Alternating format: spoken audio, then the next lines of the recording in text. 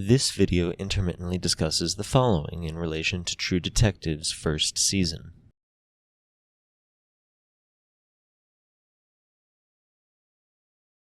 If you don't want to interact with any of these subjects, I've linked a more lighthearted video down below. There will be spoilers throughout.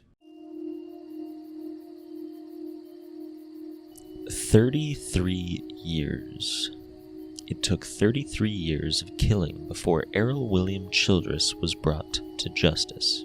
The reason why this case was unofficially open for nearly 2 decades falls to a mixture of anger, resentment, and human fallibility, while the reason it got solved at all falls solely to the guilt associated with a sense of unfulfilled moral responsibility. Rust and Marty's were a pair of obsessions that destroyed them, ground them up, and took away their lives until the only thing left was the one case they never closed easy. The body of a missing girl propped up in a sugarcane field defined their lives. It made them heroes 2 times over, and was instrumental in carving out what little good either of them held in their existence.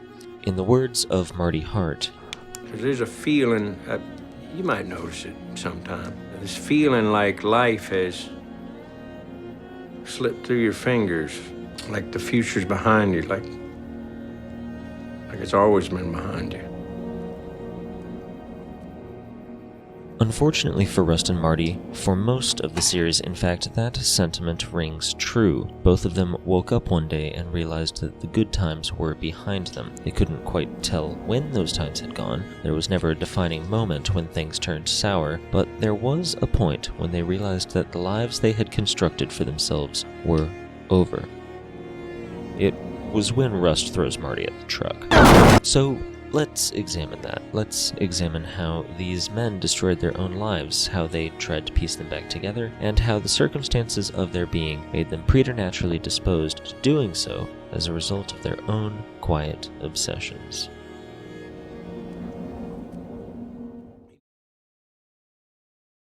Hey everyone, it is Tuesday, I am Tuesday, and in case you weren't able to tell already, I love True Detective. I love it so much, in fact, that I've only ever completed watching the first season. So, in order to rectify this, I wanted to put an offer on the table. For this video only, I'm offering a 3-for-1 special. If this video gets 100 likes, however long it takes, I will make a video for each of the next 3 seasons of True Detective. 1 video per season. How's that sound for you? I know the other seasons aren't as good, Raymond. I'm still gonna do it anyway. This is a story about addiction. That idea is going to be prevalent throughout, but I just wanted to confirm that for you here with no uncertain terms. By the time we first meet our mainline duo, everything has already fallen apart, leaving it up to us to put together the pieces. Rust's obsessive tendencies are already apparent. He needs to smoke indoors even though it is illegal for him to do so. He needs to document every piece of the Doorlane crime scene. Our killer's obsessions are on display via a crime arranged in a very specific way, despite the danger of being caught. In a word, we can tell things aren't going well, or at least that something went wrong with the initial investigation, as 2 new detectives are asking about a cold case while Rust looks like he's seen greener pastures. It takes a fair bit longer to understand Marty's deal, but believe me, it'll come. For now, let's just focus on the facts. On the 3rd of January 1995, the body of Dora Lang was discovered outside of Erath, Louisiana. The case drew statewide attention as a result of the seemingly occult nature of the murder, leading the likes of Billy Lee Tuttle to pressure his cousin, Eddie, into creating a task force meant to investigate anti-Christian crimes within the state. This, in turn, put great pressure on the state police to solve what were dubbed as the Yellow King murders, lest they draw ire and condemnation from political forces beyond their control. What this meant for Marty and Rust was that a fire was lit beneath them to both find a suspect and bring him to justice as quickly as possible. In other words, political forces were pushing them to get a guy in order to satiate the masses. Whether or not it was the guy was completely incidental. So we have 2 men with, issues. I will skull fuck you, you... Under an immense amount of pressure, attempting to hold things together just long enough in order to close a case set to define their careers. One of them chases it with a dogged determination so focused on the minutiae that he misses the wider picture, while the other wants to solve it as fast as possible in order to get the governor's office off their backs so he can get back to the important business of banging a stenographer. This is not the type of environment that is conducive to effective investigations, which is exactly why Marty and Rust are only able to solve the Yellow King killings halfway. I'm getting ahead of myself again. Most of what I just described to you happens within the first 2 episodes, which is just enough time to get a grasp on our lead characters. This first quarter of the season is intended to plant us squarely in the world while giving us enough information to be able to effectively understand the stakes. The writing is so tight that when Kingdom of Heaven starts playing at the end of Seeing Things, we as an audience know that Marty Hart is a liar, or at least extremely hypocritical, that Rust is both more intelligent than he lets on, and can be extremely violent when he needs to be. And that somewhere in the distant past of 1995, the two of them didn't get their guy. And we see this might have destroyed them.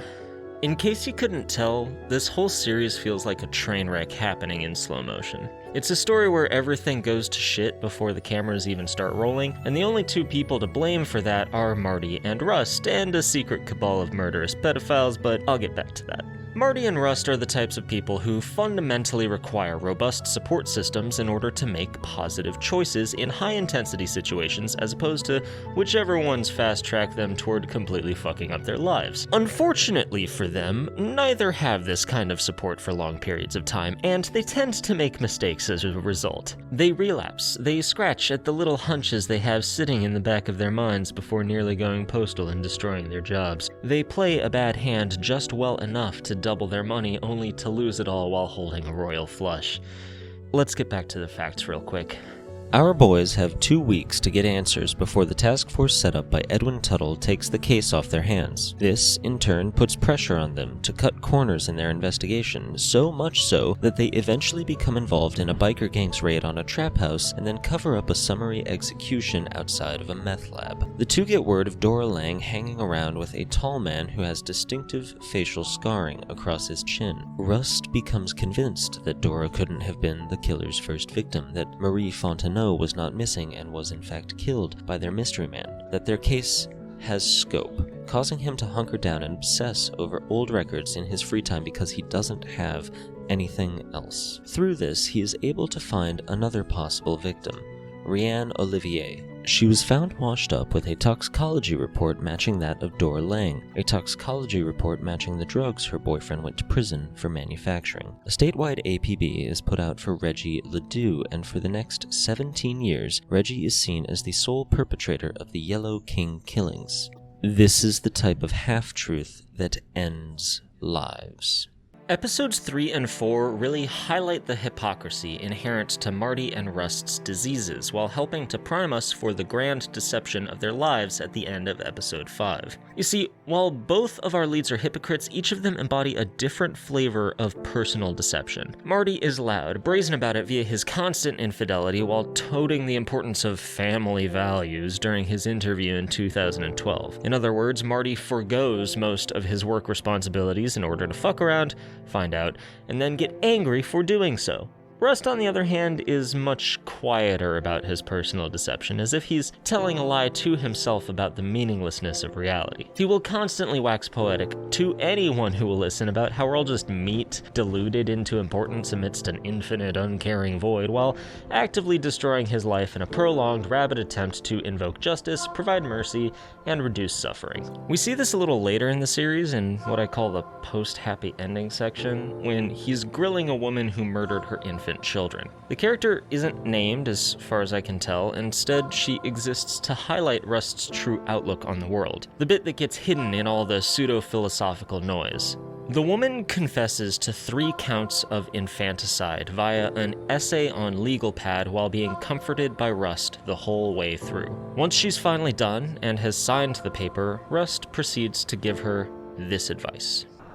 If you get the opportunity, you should kill yourself. While this may seem monstrous on the face of it, and it is, this simple statement embodies how Rust truly interacts with the world. He finds her actions abhorrent, as is evidenced by how hard he presses her to confess, along with the grander zeal to close cases with the correct suspect behind bars. In other words, he believes that justice must be dealt and attempts to do so whenever possible. At the same time, he has a certain respect for the dignity of life, despite how often he tells us that he doesn't. This woman is going to die as a result of her actions as deemed necessary through the overt power of the state. However, her life up until the point of her inevitable execution is going to be a living hell. She will suffer on death row through the appeals process at the hands of both prison guards and other inmates due to the nature of her crimes. Because of this, and because her death has been ordained, Rust offers her an option that would reduce the amount of suffering she would endure and provide her the mercy of not having to deal with the guilt of her actions, while also ensuring that justice is done by permanently disallowing her from harming more children in the future. Now, that's all well and good, you say to yourself, but what about how Rust treats Charlie Lang when they grill him over Ledoux? Here's the clip. You think 'cause I talked to him about Dory that I might have got her killed? You probably had something to do with it. Certainly, this statement causes suffering, right? Well, yes, but it can also have the effect of reducing suffering in the future. In Rust's mind, this would be a way of enacting justice by informing Charlie of his own culpability in his ex-wife's death. On top of that, this revelation doubles as a teaching moment, showing Charlie how to act when roomies with someone in the future. So that hopefully nothing like what happened to Dora would ever happen again as a result of Charlie's actions. Okay, but what about mercy then, you might ask? Parole board nod. Fair's fair.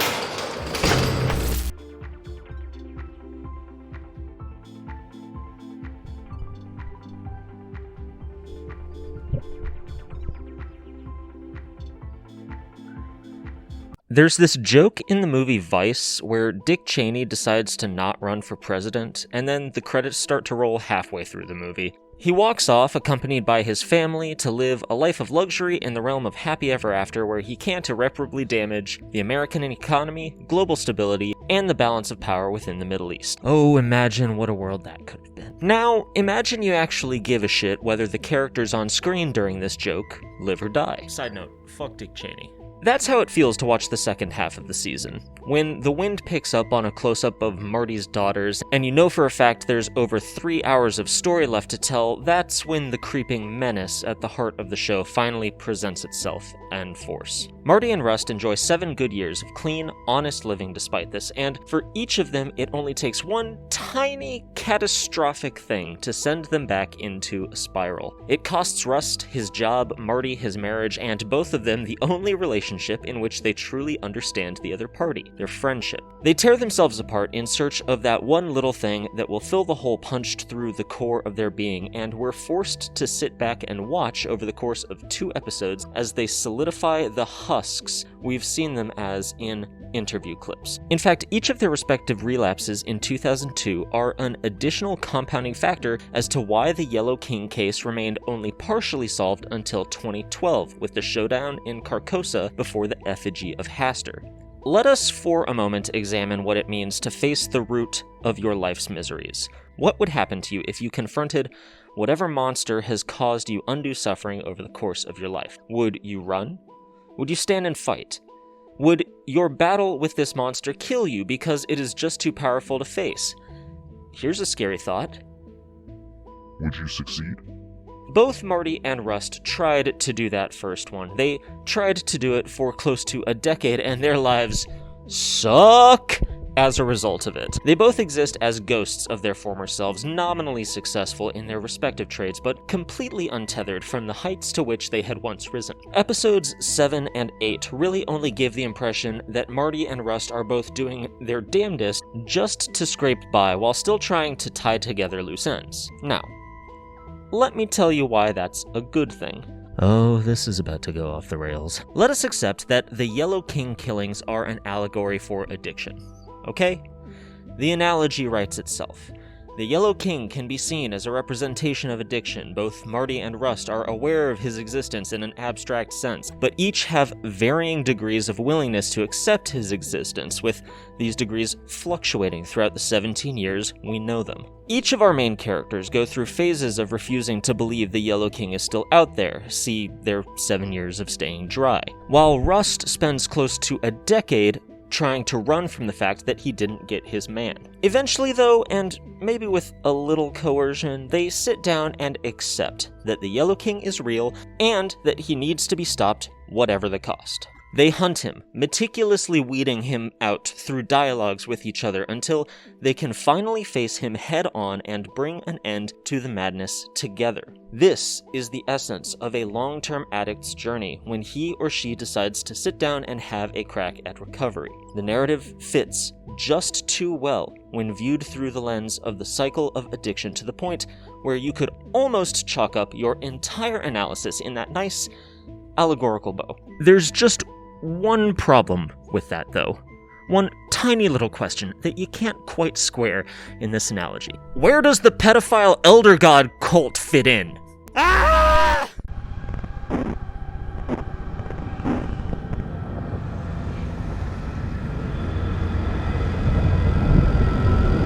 In the course of Marty and Rust's investigation, there is another story. Hinted at, but not fully illuminated, being told. We pick at it in our journey through this tale, and with each fetid scab we remove, we are given yet another glimmer as to the extent of the rot. After all this time, the monster we have been chasing is but one of many acolytes to a dark god of unknowable origin and intent. How many of our leaders have prayed to him in shadowed circles and made a sacrifice upon his altar? How has he touched the minds of those who learn to behold him? Come a little closer, little priest. I'm gonna tell you about the Yellow King. Centered in an old colonial fort deep in the bayou south of Spanish Lake lays a stone slab at the feet of an effigy draped in yellow cloth. An unknown number of women and children have died upon this slab. There is something innately insidious about this fact because at the very base of it, this is all that we know. Sure, we can piece together the idea that this decrepit fortress, dubbed Carcosa, is the worshipping grounds for what has been dubbed as the Tuttle Cult by fans of the show, but we don't understand the scope of that organization's influence. Those who investigate them lose their jobs. Those who mention them aloud receive phone calls that cause them to commit suicide. Those who compromise knowledge of their existence accidentally overdose on their own medications, and the FBI denies the familial connection between two of their suspected members. The earliest mentions of Carcosa's existence in the bayou dates back to 1954, and the Tuttle family became wealthy in the general area surrounding Carcosa and Erath in as early as the 1920s. This has been going on for a very long time, and it makes one start to wonder whether some of what's going on might actually be supernatural. There are pieces of evidence that don't fit together. Why do those who spend so much time near that thing south of the lake treat death as a mild inconvenience? Why do they know what is about to happen before it actually does? Why can they see the breadth of a man's soul? Why does Rust envision that dark expanse of infinity in the exact moment he is greeted by that terrible Yellow Lord, Haster? We don't know. And despite our hero's eventual victory, we never will. We will know there is something more that could be uncovered. We will be left with that ambiguity of some greater power lurking even beyond those depths, but we will never be satisfied in our searching. On the way toward which we keep on digging, only madness lies. Marty and Rust were able to get their man. Are there others? Yes. Is it Marty and Rust's job to find them? No. Will the Tuttle cult likely continue to get away with their crimes? Yes. Is that fair? No. But the world isn't fair, is it? Listen to what Marty says. Take the victories where you can find them and move on. The island of this victory is surrounded on all sides by the inky black sea of infinity. We have found the pretty stone that is Avril Childress by wading a ways into the shallows, but beyond that, we are not meant to venture far. This is the horror that exists at the very core of the show. Everything, especially the possible supernatural elements, is clouded in ambiguity. The clue used to crack the case wide open is a picture taken in episode 2. The killer's face is revealed at the end of episode 3, and the information presented in episode 8 makes an otherwise profoundly cathartic victory almost feel meaningless upon closer examination. Avril William Childress is dead. Marty and Rust have found absolution and are able to move on with their lives. The King in Yellow lives on in the darkness. True Detective Season 1 doesn't want you to feel okay when you watch it, which is exactly why you ought to watch it anyway. 8 out of 10.